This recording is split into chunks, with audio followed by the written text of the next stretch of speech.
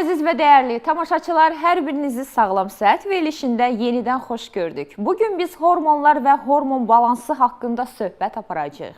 Orqanizmimiz hormonlardan nə qədər asılıdır? Hansı hormonlarımız var? Hormonların artması və azalması mümkündürmü? Bu halda hansı problemlərlə üzləşə bilərik? Suallarımızı endokrinoloq Hidayət Məmmədzadə cavablandıracaq. Efirdə Sağlam Səhətin saatıdır və qonağımız endokrinoloq Hidayət Məmmədsadədir. Xoş gəlibsiniz, doktor. Və biz həkimimizlə hormonlar və hormon balansı haqqında söhbət aparacağıq. Doktor, mövzuya keçməzdən öncə bir sual vermək istirdim sizə. Neçə ildir həkim fəaliyyəti göstərirsiniz? Təşəkkür edirəm, çox sağ olun. Tamaşaçılarımızı salamlayıram. Mən 27 ildir həkimlik fəaliyyətində məşğul oluram. Artıq 30 ilə yaxındır. Çox maraqlıdır, doktor. Yeni fəaliyyətə başlayan həkim Hidayət Məmmədzadə ilə bugün studiyamızdakı həkim Hidayət Məmmədzadə arasında hansı fərq var? Necə müqayisə edərdiniz? Təşəkkür edirəm. Çox belə qəşəng suallar verirsiniz Canan xanım. Çox sağ olun. Təbii ki, yaş faktor. İnsan yaşadığı olduqca bir qədər müdrikləşir, təcrübə toplayır. Təbii ki, o illər ərzində bilirsiniz, indi tibb çox dəyişilibdir. Yəni, biz həkimliyə təzə başladığımız dövrdə bizim sahəmiz üzrə tibb gəlişməmişdi bu qədər. Bu qədər sürətli tibb deyildi, sosial media yox idi.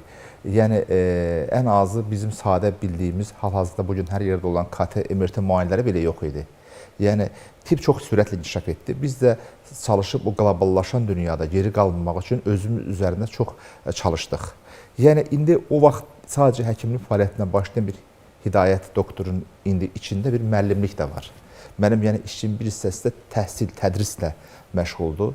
Yəni, bəlkə də bizim sahə üzrə olan, təbii ki, kafedranın müəllimlərini, professorları, çox əziz hocalarımızı qoyuram ondan başqa. Yəni, biz sahəmizdə, öz sahəmiz üzrə, bəlkə məndən çox endokrinologiya üzrə təlim, təhsil verib, kongres keçirən, toplantılarda mühazirə oxuyan ikinci həkim düşünmürəm. Yəni, bütün həyatımı buna verdim.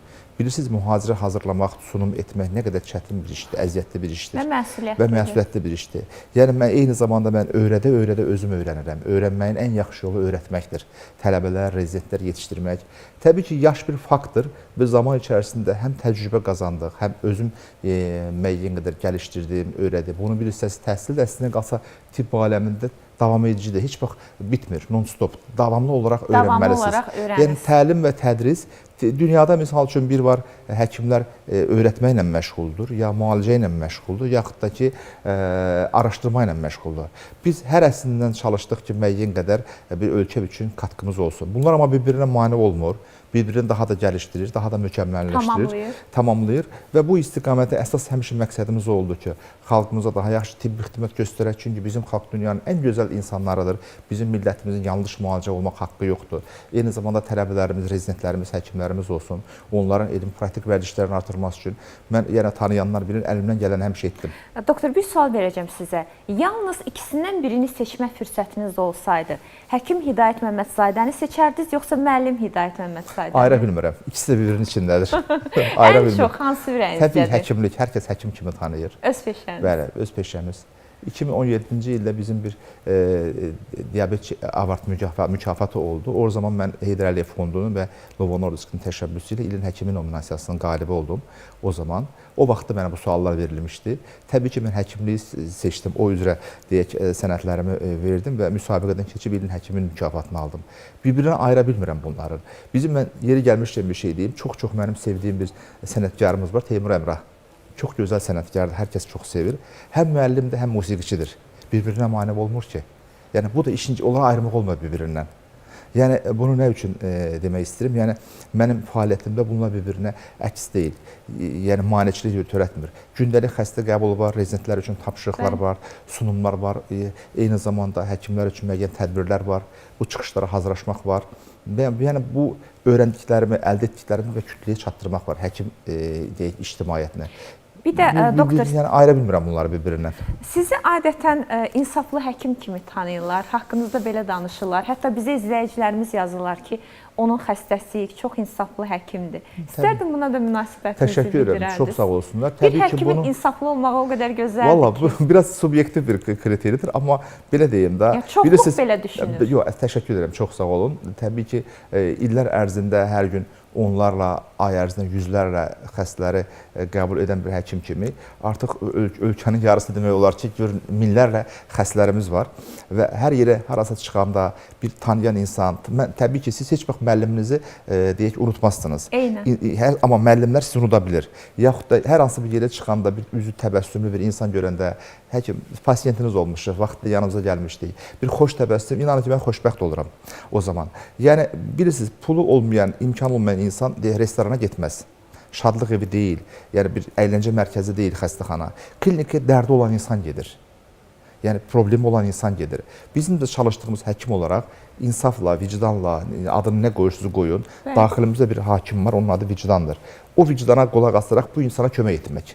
Yəni, həkimlik bilirsiniz, insan həyatına toxunmaqdır.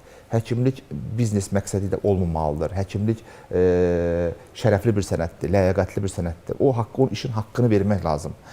Ona görə hər kəs xəstəsinə qarşı mərhəmətli davranmalıdır. Və insan şəfa istəyir. Xəstə nə istəyir? Doğru diaqnoz istəyir, müalicə istəyir, şirin dil istəyir, xoş təbəssüm istəyir. Bu çox gözəl bir şeydir və işin keyfiyyətini artırır. Amma təbii ki, xəstə hiss etməlidir ki, həkim onun dərdinə hakimdir, xəstəliyini bilir və yaxud da onu aşan bir şeylər varsa, ilk kolleqaları ilə xarici mütəxəssisə məsləhətləşəcək, yetər ki, ona zərər verməyəcəkdir. Hələ Hipokrat deyirdi, primum non nocere, öncə zərər vermə. Biz xəstəmizin mutlu etmək, məmnun etmək üçün oxuduq. Onların üzlərində təbəssüm yaratmaq üçün, dərdinə çarə olmaq üçün çalışdıq və bunu verəriksə nə gözəl. Və son sualında mövzumuza keçək, doktor. 30 il əvvəl həkim olmaq asan idi, yoxsa indi? Valla, indi bəlkə daha asandır. Nə üçün? Çünki indi qlobal dünya əlimizin içində bir telefondadır. Nə istəsə axtarıb tapa bilirik.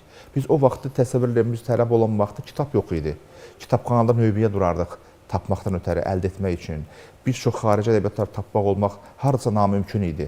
Onu əldə etmək əlçatmaz bir şey idi. Yəni, adi kserokopyalar yox idi. Mən 90-cı illəri deyirəm, bizim tələbəlik vaxtımız çox çətin bir dövrlər idi. O vaxt hər kəs kasıb idi.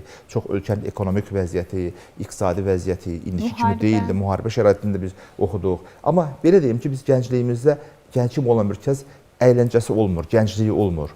Yəni, bizim bəlkə də təbabətin tibbin ən bahalı atqısı olan o fonendoskop var. Onun bədəli sənin gəncliyindir. Gələcək, yəni əyləncən olmur. Həyatın bütün tibbi, yəni ömrü boyda oxumaq.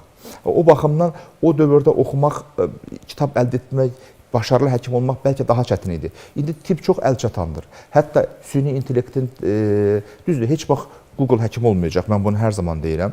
Yəni, düşünün ki, əlinizdəki telefondan istənilən bir şeyin fotosunu çəkə bilərsiniz. Amma rəssamlar hər zaman qiymətlidir. Bəli. Mühəndislər hər zaman qiymətlidir. Nə qədər hesablama alətləri, cihazları olsa da. Həkimlər də onun kimi. Yəni, o alətlərə yönəldən də insanlardır. O vaxt əldə etmək biliklərə daha çətin idi, düşünürəm. Bilgilərə əl çatmaq daha rahat. İndi istənilən bir müəyyən bir deyək ki, bəlli cəmiyyətlərin deyək ödəniş müqabilində saytlarına girib istənilən mühazirəni dinləyə bilirsiniz. İstənilən əldə müəyyən qədər bilgiləri də oxuya bilirsiniz, tanış ola bilirsiniz, istənilən protokolları. Bizim dövrümüzdə belə şeylər əlçatmaz bir şey idi. Və mövzuya keçək, doktor, hormonlar haqqında danışacağıq sizinlə. Ümumiyyətlə, hormon nədir? Çox gözəl sualdır. Hansı hormonlarımız var və orqanizmimiz bu hormonlardan nə qədər asılıdır? Çox gözəl sual verirsiniz. Çünki mən hormonal xəstəliklərlə məşğul olan bir həkiməm. Hormon, hormon sözündəndir. Bu, hərəkətə gətirən, təsir edən deməkdir. Daxili sekresiya orqanlara dediyimiz vəzlər tərəfindən əmələ gəlib və hədəf orqan olaraq seçilən, uzaq məsafədən orqanlara təsir edən, onun fəaliyyətinə təsir edir, kimyəvi maddələrə deyirik. Bu, tibbi olaraq izahadır. Amma əslində qalsa əhali üçün daha rahat olsun deyə deyim. Bir düşünün ki, bir orkestra düşünün. Orada hər bir kəsin öz işi var, hər kəs öz işini görür. Orqanizmdə düşünün bir orkestradır. Bizim bütün hüceyrələrimiz, toxumlarımız, hüceyrələrimiz hamısı bir musiqiçidir. Hər hansı bir yanlış not olsa, yanlış iş görsə, işlər tərs dönər və hormonal disbalans başlayar. Orqanlar arasında o xəbərləri, məktubları aparan kuryerlərdir bizim hormonlarımız. Yəni, məktub ya çatmır, ya yoxdur. o zaman orqanizm işi Почтальон, pozulacaqdır. doktor. Yəni belə deyim, bizim eyni zamanda duyğularımızın bir kimyəvi simfoniyasıdır hormonlar. Hər şey taraz olanda, vaxtında olanda, hormon doğru düzgün işləyəndə o zaman orqanizm xoşbəxt olur, mutlu olur.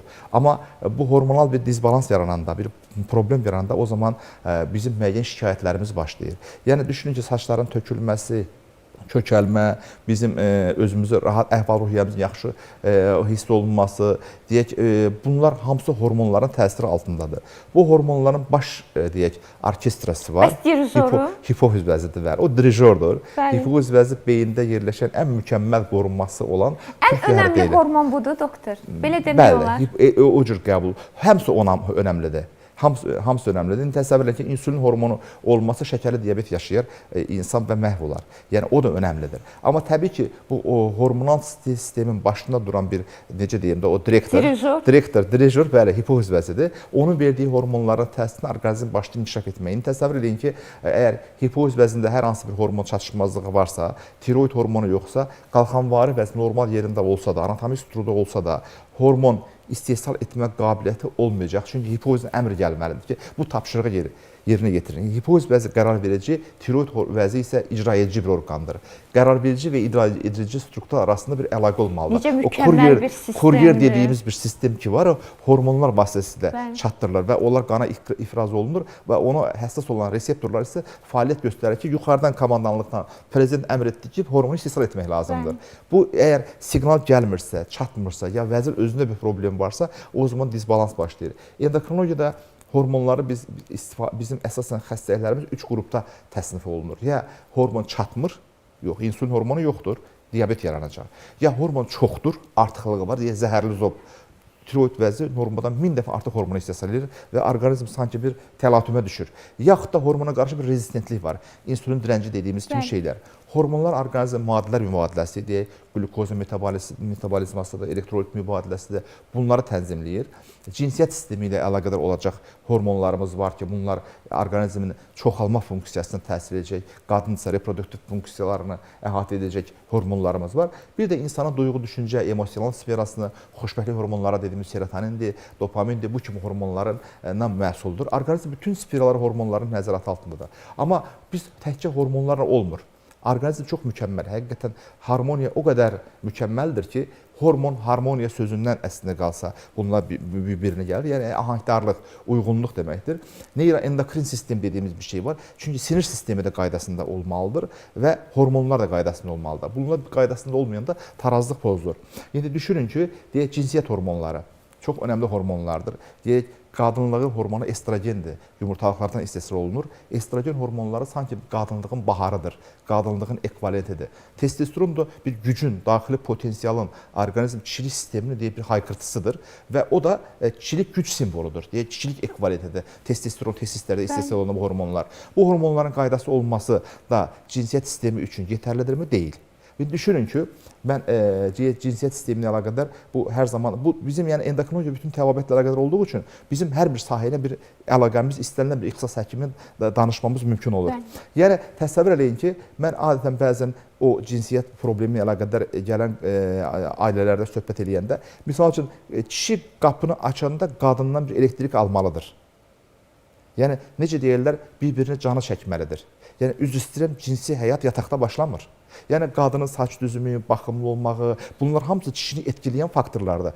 Necə o hər dəfə görüşə çıxdığınız kimi bəzən mən deyirəm, yoldaşınız ilə qarşısına çıxmalısınız. Eyni zamanda kişilər bəzən gəlir pasientlər arasında saqqal, səlqələ deyil, siqaret iyi, tər qoxusu. Bu qadın bundan nə feyziyyəv alacaqdır? Bu hansı hormonlara təsir edir? Yox, mənim sözümün canı nədir? Yəni bu qadın bundan nə feyziyyəv alacaqdır? Yəni sinir sistemi ilə bərabər hormonlarla qaydasında olursa orqanizm xoşbəxt olur. Yəni neyroendokrin sistemi izah etməyə çalışır. Yəni bunlar bir-birinə çox bağlı olacaq sistemlərdir. Yəni sinir humoral tənzim orqanizmin necə deyim, bir tərtibatıdır, memarisidir. Orqanizmin belə ayaqda qalması üçün, normal funksiyalarını yerinə yetirmək üçün çox önəmlidir.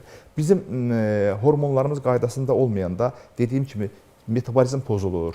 Artıq çəki yaranmağa başlayır, orqanizmə su toplanır, təzyiq enir və ya qalxır, digər müəyyən metabolik xəstəliklər başlayır ortaya çıxmağa. Hormonların əsas inkişaf və bunun belə deyim, populyarlıq qazanmağı və əhali üçün daha çox bilinəni insülin hormonudur. Təsəvvür edin ki, insülin 3 dəfə Nobel almış molekuladır və dünyada ən çox öyrənilmiş bir deyək maddədir. İnsülin hormonu kəşf olunana qədər şəkər xəstəliyi ölüm deməkdir. Düşünün ki, bir 14 yaşında ilk dəfə 22-ci ildə Leonard Thompson deyən bu yaxınlarda keçən həftə bir mühazirədə mən anlattım. 14 yaşında bir gənc şəkər komasında gəlir və artıq həkimlərin konsiliumu bu xəstənin artıq bir neçə həftə ərzində uzaqbaşı gün ərzində həyatı itirəcəyi qərarındadır. Valideynləri yatağı başında gözləyir, şam çarəsiz bir-birinin üzünə baxırlar. Bu zaman Friedrich Banting dediyimiz bir böyük bir alim əlində bir flakonla gəlir ki, insülini kəşf etdim. Bu insülini uşağa inyeksiya eləyib, bu son çarədir zaten. İlahi doktor, film kimi. O insülin inyeksiyasından sonra uşaq gözünü açır, komadan ayılır, yemək istəyir və 35 yaşına qədər həmin uşaq 14 yaşında 35 yaşına qədər o işlə yaşayır və diabetologiyanın inkişafında bir era açılır və artıq insülin həyat qurtarır. İndi təsəvvür edin, tip 1 diabeti olan idmançı da var, çempion da var, məmur da var, elm adamı da var, həyatına insülinlə davam edərək yaşayan insanlar var, artıq onlar ölmürlər. Bax, hormonun kəşfi budur. Yəni ona görə də Bantingin doğum günü 14 noyabr Dünya Diabet Günü kimi qeyd olunur bütün dünyada. Və o Nobel aldı o. İfadə oxumuşdum mən. Bir insan həyatını xilas edən qəhrəmandır. Hamı qəhrəman deyir. Yüzlərlə, minlərlə insan həyatını xilas edən isə adı həkimdir. Çox möhtəşəm bir peşəniz var, doktor. Yox, əlbəttə. Hətta Qurani-Kərimdə belə bir ayə var. Günahsız bir insan həyatını xilas etmək bütün bəşəriyyəti xilas etmək kimidir. İndi düşünün, bir həkim nə qədər bir ömür savab qazanır. Düzdür, çox əziyyətli peşəniz var, amma dəyər deyilmi? Əlbəttə, yəni biz o xəstənin bir içdən gələn çox sağ olun həkim. Təşəkkür edirəm. Xəstəmiz sağaldı, ayağa qalxdı. Bir ömür unutmurlar, doktor. Unutmaq, xəstələr çox olur. Təbii ki, hər kəs yadda qalmır. Amma xəstələr bizi unutmurlar. Xəstə unutmur bunu. Amma o xəstənin mənə içdən gələn təşəkkürünü mən xəzinələrə belə dəyişmərəm. Heç bir şeyə. Çünki xəstələr təşəkkür edəndə, rahat olunda, məmnun olunda mən sözün həqiqətən xoşbəxt oluram. Çünki həyatımızı buna verdik. Xəstələrin məmnunluğunu qazanmaq bizim əsas işimizdir. Bu hormonların dili ilə məşğul olacaq. Həkim isə endokrinoloqdur. Düzdür, hər hormonun öz dili var. Hər hormonun öz necə deyim, bilirsiniz, endokrinoloq ixtisasını terapevt, pediatr, yaxud da nə bilim diyetoloq məşğul ola bilməz. Nə üçün? Çünki siz bizə desəz ki, Beethovenlə, Bachdan bir şey çalınmır. Çünki musiqi təhsil almamışıq. Endokrinologiya üçün xüsusi ayrıca təhsil lazım. Bunu ayrıca oxumaq lazım. Və bu təhsili alan insan bu xəstəliklərə məşğul ola bilər, xəstəliyə fayda ola bilər. Bəzən bizim tiroid xəstələrimizə cərrahlar tərəfindən əməliyyat olunur, sonra cərrahın təqibində qalır. Bəlli bir zamandan sonra işlər yolunda getmir. Çünki cərrah əslində əməliyyat edib bitirdikdən sonra, dünyanın hər yerində belədir, xəstəni endokrinoloqa dövr etməlidir. Amma bəzən cərrahın təqibində qalan xəstələrdə, çünki o təqibi, o işin teoriyasına bizim qədər hakim ola bilməz. Yəni, o baxımdan bu xəstələrə əslində qalsa, hər kəs öz işi ilə məşğul olmalıdır. Əgər terapevt məşğul olmağı istəyirsə endokrinologiya, onun ümumi ayrıca təhsil almalıdır. Xüsusi bir təhsil almalıdır ki, bu işlə məşğul olsun. Deyək, tibbin hər sahəsi belədir. Biz ginekologiya məşğul ola bilmərik ki, mən deyək ki, öz işim üzrə. Yaxud tibbdən kənar, bu işin təhsilini alan, haqqı ilə təhsilini alan bir insan məşğul ola bilər ki, xəstəyə faydası olsun. O baxımdan mütəxəssis seçimi çox önəmlidir xəstəliyin müalicəsində və diaqnostikasında. Doktor, bugünkü söhbətimiz qısa oldu, təəssüf olsun ki, amma növbəti dəfə təkrar bir mövzuya qayıdarıq. Çünki hormonlarla bağlı bir aləm sualım var, qaldı suallarım cavabsız. Gəldiyinizə görə təşəkkür edirəm, doktor. Çox sağ olun, var olun. Təşəkkür edirəm. Əziz tamaşaçılar, bizim qonağımız endokrinoloq Hidayət Məmmədzadə idi. Efirimiz isə davam edir.